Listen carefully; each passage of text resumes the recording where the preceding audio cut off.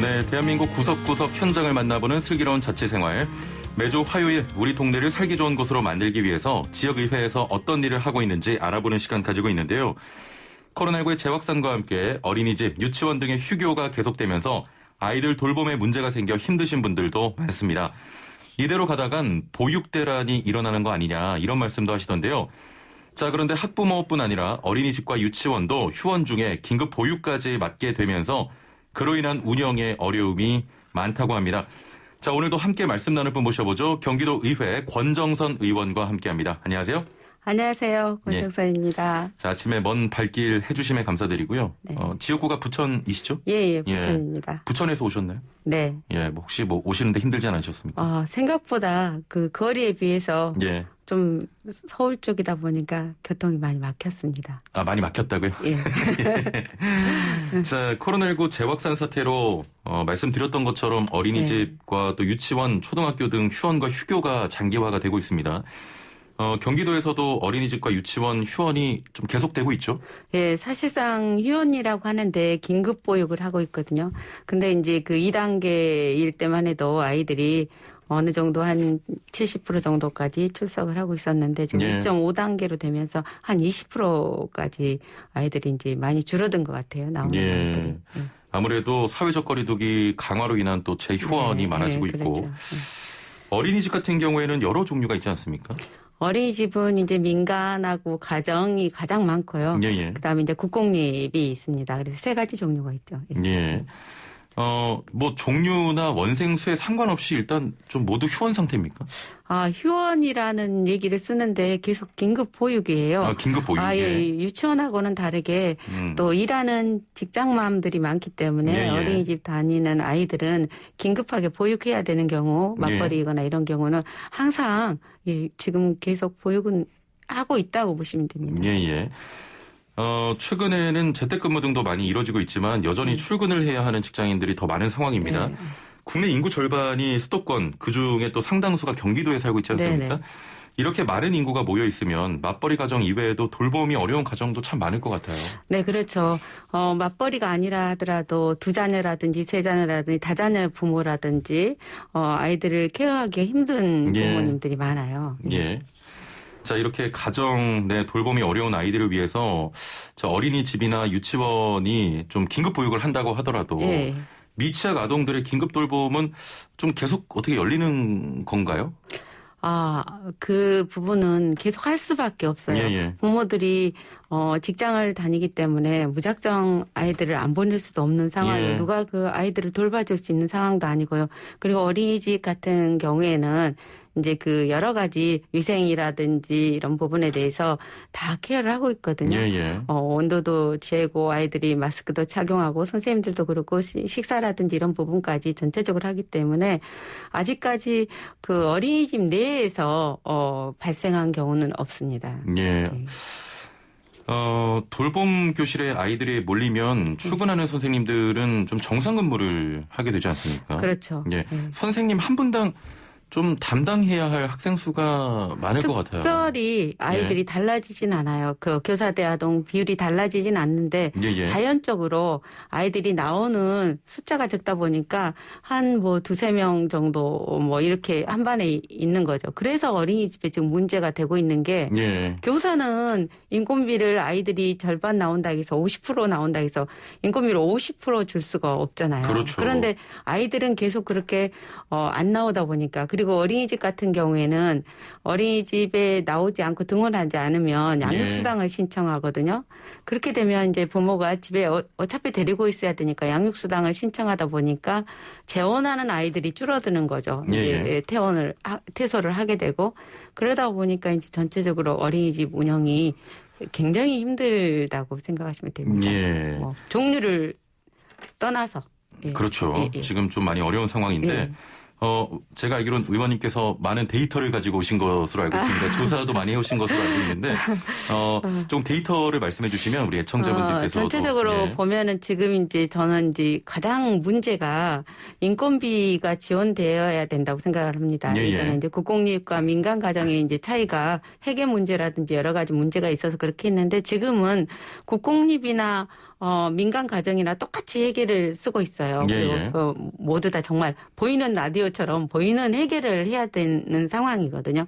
근데 지원되는 부분이 안 되다 보니까 교사 인건비라든지 운영비에 이제 굉장히 문제가 생기는 거죠. 특히 이제 그 최저임금이 계속 정말 기하급수적으로 이게 상승이 되다 보니까 그거에 대한 4대 보험료라든지 이런 부분을 어린이집에서 감당하기가 굉장히 힘듭니다. 그래서 이제 저는 국공립이나 민간 가정 상관없이 교사의 인건비는 지원되어야 된다고 지금 생각을 합니다. 또 인건비 문제가 좀 많이 심각한 상황입니다. 아이들이나 선생님들 이렇게 사람이 모이게 되면 오히려 방역에는 어려움이 있을 것 같아요. 그렇게 생각하시는 분들도 있는데 방역의 어려움보다는 오히려 밖에 나와 있을 때 아이들이 계속 집에만 머물지는 않거든요. 그렇게 했을 때 이제 여러 가지 뭐 마트라든지 대중들이 이용하는 그런 시설을 이용하다 보니까 또 부모, 아이들은 집에 있다 하더라도 부모들이라든지 케어하는 분들이 밖으로 다니면서 또 들어오고 사람을 만나기 때문에 어린이집 같은 경우에는 교사하고 거기에 종사하는 사람 외에는 들어갈 수가 없어요. 그래서 처음부터 우리가 온도 체온하고 재고 수시로 체크를 하고 또 이제 열이 조금만 있어도 부모한테 얘기를 해서 또 이제 가정으로 이렇게 보내기도 하고 거기 안에서 계속 손 씻기라든지 아니면은 그 마스크를 정말 아이들도 다 하고 있어요. 선생님도 그렇고. 그래서 어떻게 생각하면 조금 더 안전하다고 얘기하는 쪽이 많아요. 안전하다 오히려. 좀 그만큼 방역에 만전을 기울이고 있다. 방역에 만전을 기울이고 있고 거기에서 만나는 사람들이 한정되어 있다는 거죠. 아이들은. 돌봄 교실 그 최고 인원 제한 같은 권고 사항이 없는지 궁금한데 신청하면 아이들 모두가 유치원이나 어린이집에 갈 수 있습니까? 신청하면 다 갈 수 있는 건 아닌데 대부분 신청하는 그 조건이 맞벌이라든지 아이를 정말 집에서 케어할 수 없을 때 보내는 거거든요. 그래서 부모님이 계시거나 아이를 돌볼 수 있는 상황이면 되도록이면 그런 부분은 이제 공고를 하죠. 자제해달라고. 여기서 좀 궁금한 게 학부모님들이 아이들을 맡길 곳이 긴급 돌봄밖에 없습니까? 지금은 그래도 어린이집이라는 게 있는 게 얼마나 다행인가를 학부모님들이 느끼는 시점이에요. 집에서 내 아이라 하더라도 부모들이 아이들을 케어하는 방법을 그렇게 잘 알고 있지 않거든요. 그래서 뭐 잠깐 아이들이 유치원이든 어린이집에 갔다 온 후에 한두 시간 놀아주는 건 가능한데 아침부터 저녁까지 놀아주는 거는 서로에게 굉장한 스트레스고 또 부모들이 그 아이들을 케어하다 보면 정말 심리적으로 굉장히 많이 그 부담을 느껴요. 잘하고 있는지 아니면 집에서 이제 계속 혼만 내고 있는 건지 이런 부분에 대해서 그렇기 때문에 지금으로서는 정말 어린이집의 긴급 보육에는 그 지금 돌봄이 집으로 오는 것 부분도 어렵고 그분이 어디를 다녔는지 모르기 때문에 이게 가장 믿을 수 있는 부모님 믿을 수 있는 기관이 어린이집이나 이렇게 보육을 할 수 있는 곳이라고. 앞서 말씀하셨던 것처럼 오히려 방역을 너무 철저해서 안전하다. 그 어린이집 내에서 지금까지 감염된 적은 없어요. 그러니까 선생이라든지 다른 사람과 접촉을 해서 그랬을 경우가 한두 군데 이렇게 나오긴 하는데 밖에서 외부에서 그랬죠. 어린이집 내에서 그렇게 감염될 수 있는 그런 요건이 상당히 안 된다고 보면 돼요. 그 안에 있는 사람이 딱 정해져 있거든요. 그리고 이제 어린이집은 아무나 들어갈 수 있는 게 아니고 건강검진을 하고 모든 것이 다 갖춰진 부분 내 사람들만 근무를 할 수 있기 때문에 아이들하고 그 만나는 접촉하는 부분에 그 사람들이 굉장히 안전하다고 보시면 됩니다. 그렇습니다. 자, 애청자분들의 의견도 좀 들어보겠습니다. 애청자 여러분도 방송 들으시면서 이 코로나19와 사회적 거리두기로 인한 보육 돌봄 서비스에 대한 경험담 좀 풀어주시길 바랍니다. 단문 50원, 장문 100원의 유료 문자 샵 0945번 이용하시거나 애플리케이션 댓글창도 열려 있습니다. 조금 전에 아이들이 좀 출석을 하게 되면 방역에는 그렇게 크게 문제는 없지만 좀 비용적 측면에서 어려움 토로하는 분들이 많다 이렇게 말씀하셨는데 현장에서는 어떻게 좀 이야기를 하십니까? 이게 그 보육료 부분이 지금 이제 표준 보육료라든지 현실화되어 있지 않는 상황에서 예. 기타 필요 경비라고 해서 부모님께 받고 이렇게 하는 게 있거든요.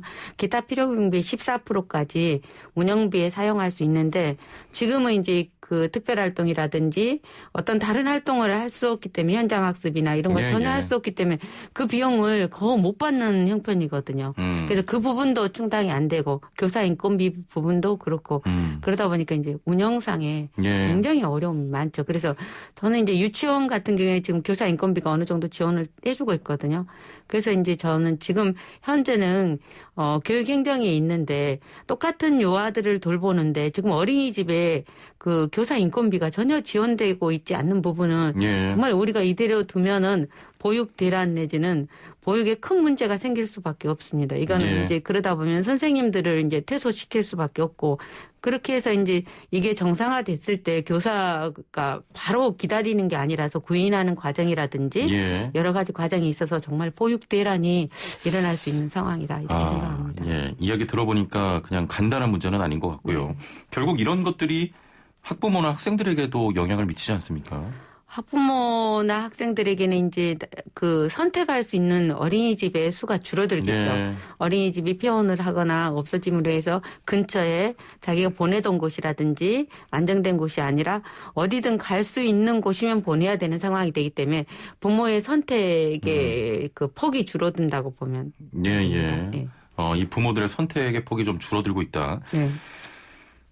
최근 코로나19 사태를 겪으면서 이 보육교사 월급을 되돌려받는 페이백 사건들이 좀 터져 나왔거든요. 일단 이 사건 어떻게 보십니까? 저는 이제 뭐 그거는, 어떤 부분이든, 잘못된 부분은 있다고 생각을 합니다. 그게 대다수가 아니라 어떤 사람이라 한두 사람이라도 그런 부분이 있다면. 근데 지금과 같이 그런 상황이 되는 경우가 아이가 뭐 1명 나왔다든지 2명 나와서 계속 그게 지금 벌써 3월 달부터 바로 끝날 거라고 생각을 했는데 6월, 7월 이렇게 되다 보니까 어린이집에 운영이 어려웠던 그 중에 한 부분이지 않을까 그런 생각을 하는데 그거는 저는 이제 잘못된 부분이라고 분명히 생각을 하지만 그런 일이 벌어지지 않도록 정책을 해줘야 되는 게 이제 정부고 지자체라고 생각을 하는데 그걸 간과해 놓기 때문에 이런 문제가 발생이 될 수 있다고 생각을 합니다.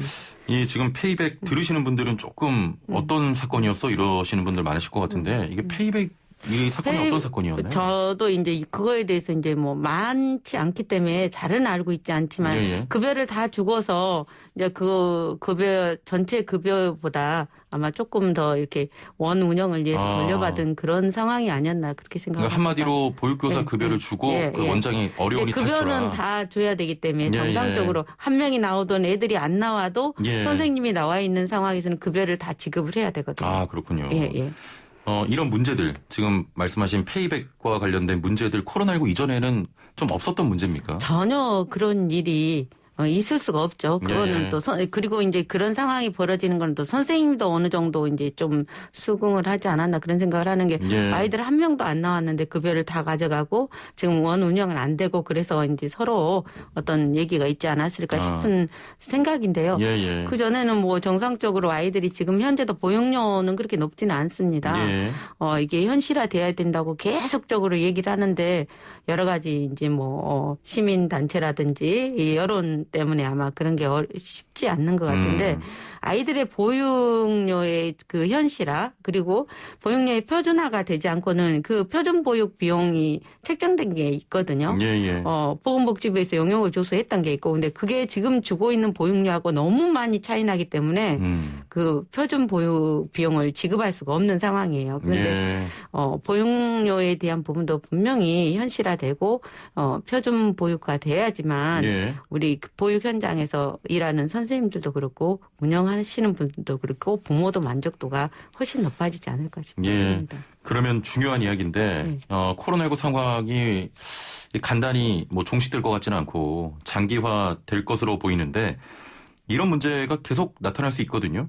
도민들의 삶과 조금 더 가까운 지역사회 또 자치단체 차원에서 어떤 방안을 마련할 수 있겠습니까? 저는 이거에 대한 부분은 아이가 5명이라 하더라도 1명이 나와도 반별 보육료라고 해서 어느 정도 반당 예. 1명이 나와도 교사 인건비 한 50% 정도를 지원해준다. 그러면 그 5명이 다 나오지 않아도 어느 정도는 좀 할 수 있지 않을까. 그리고 반별 지원도 좀 돼야 되고요. 예. 아이들이 숫자별로 이렇게 다 나와야 되는 게 아니고 덜 나오더라도. 예. 근데 지금 이제 보육료는 지원이 되고 있어요. 재원에 있으면. 근데 이제 이거 지자체에서 하는 게 생각은 다른 게 재원에 있으면 아이들이 안 나와도 보육료를 준다 이렇게 얘기를 하거든요. 예. 예전에는 11일 이상 무조건 출석을 해야지만 보육료를 줬었는데 근데 그 부분이 어린이집하고 지금 맞지 않는 게 예. 어린이집은 일반 학교나 이런 기관하고 달라서 안 나오면 양육수당을 어린이집 재원을 안 하고 퇴소를 예. 하면 양육수당을 받을 수 있어요, 부모가. 예. 아이들 연령에 따라서.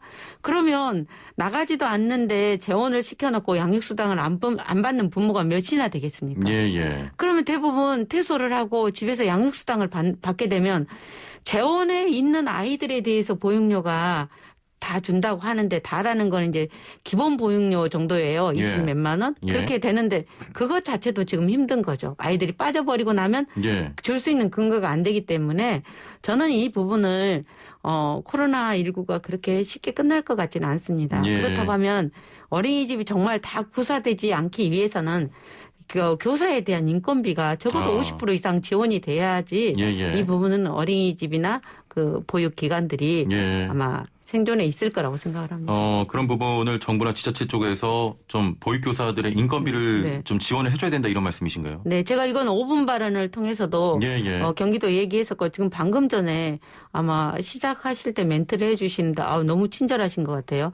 그 아이들 독감 예방 접종에 대한 부분 얘기하셨는데 제가 사실 1년 전에 그 부분을 얘기를 했었어요. 그래서 거기에 제가 5분 발언을 통해서 아이들 상가 접종하는 것 부분 사가로 해달라고 했는데 올해 사가로 바뀌었습니다. 맞아요. 그리고 임산부가 빠져 있었어요. 그래서 제가 임산부를 넣어달라고 해서 5분 발언을 했었고 긍정적으로 답을 들었었는데 정말 그게 좀 보람 있는 것 같습니다. 멘트 참 이런 것도 해주시는구나 이런 걸 생각을 했습니다. 저희는 뭐 생활 정보를 다루기 때문에.